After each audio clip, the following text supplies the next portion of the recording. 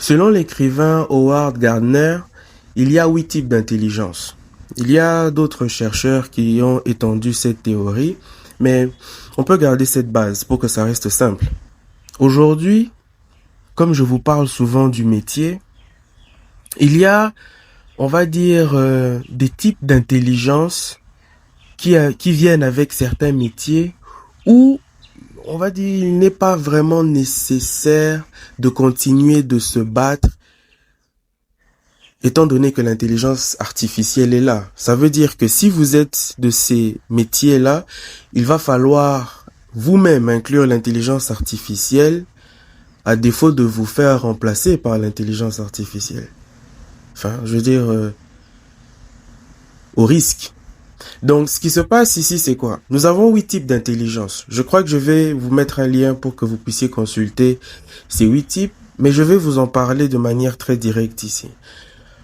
Il y a 4 types d'intelligence dans lesquels l'intelligence artificielle nous bat à plate couture et il ne sert même à rien de résister. Je répète, sur les 8 types d'intelligence qui existent, il y en a 4 sur lesquels l'intelligence artificielle vous le dira déjà si vous lui posez la question. Résister ne servirait même à rien.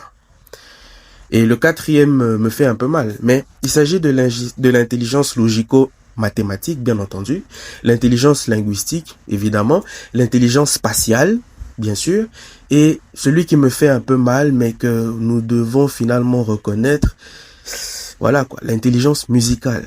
Oui, l'intelligence artificielle peut composer. Bon, et bref, lorsque vous êtes dans ce champ-là, dans les 4 types d'intelligence que je viens de décrire ici, si vous n'incluez pas l'intelligence artificielle dans votre travail, c'est que c'est vous qu'on va remplacer.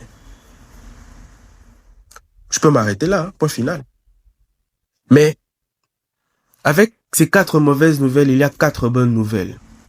Il y a 4 types d'intelligence dans lesquels l'intelligence artificielle et même la robotique pensent ne pas pouvoir nous remplacer.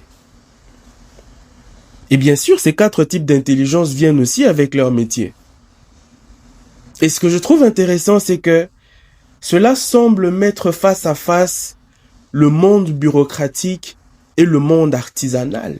Parce que les types d'intelligence dont il s'agit de l'autre côté sont l'intelligence interpersonnelle, l'intelligence intrapersonnelle, l'intelligence naturaliste et l'intelligence corpo-kinesthétique, comme ils disent, donc l'intelligence physique.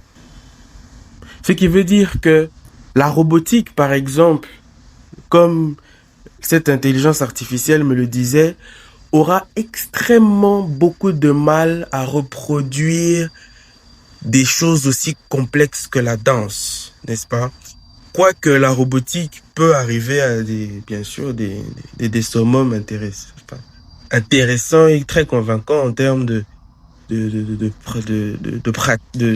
physique, mais il y a des proportions, voilà, de la biologique humaine que la robotique ne pourra pas imiter. Peut-être en avoir des versions différentes, n'est-ce pas? Ces 4 types d'intelligence font souvent référence à des métiers qui ne sont justement pas, au jour d'aujourd'hui, très attachés au monde de l'emploi. Ce sont des métiers qui, non pas sont détachés du monde de l'emploi, mais qui permettent facilement aujourd'hui d'avoir une identité en dehors du salariat, n'est-ce pas? Lorsqu'on est agriculteur, par exemple, lorsqu'on est avocat, n'est-ce pas? Un avocat ne cherche pas de l'emploi, il veut défendre, ou alors lorsqu'on est un politicien, n'est-ce pas? On adhère à des choses et on défend des idées, et on parle de la société, mais voilà. Est-ce que on a besoin d'une structure pour exister? Pas forcément. Beaucoup de politiciens sont indépendants. Alors, il y a beaucoup d'aspects, il y a beaucoup de métiers, écrivains, il y a beaucoup de enfin, la médecine aussi d'une certaine manière est très indépendante si on veut bien lui donner cette connotation-là, parce que j'en ai vu très rarement, mais il y en a. Coach sportif, plombier, architecte, consultant. Je crois que je ferai une vidéo spéciale sur les types d'intelligence. Mais en ce qui concerne l'intelligence artificielle, le salariat va faire des dégâts. Qu'est-ce que je dis? Le salariat va subir des dégâts. Parce que les 4 types d'intelligence que je viens de citer, qui sont dominés par l'intelligence artificielle, vont être remplacés par des intelligences artificielles.